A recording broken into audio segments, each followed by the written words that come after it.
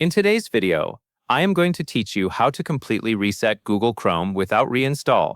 Start by opening Google Chrome on your computer. Once Chrome is open, move to the top right corner of the window and click the three-dot menu. From that menu, click Settings. On the left-hand sidebar, look for the option called Reset Settings and click it. If you do not immediately notice it, take a moment to scan the sidebar carefully, since it is usually listed near the bottom of the settings categories. After you open Reset Settings, you will see an option labeled Restore Settings to their original defaults. Click that option to begin the reset process. Chrome will then show a confirmation window so you can review what this reset will change before you continue. This reset returns Chrome's settings back to their original state.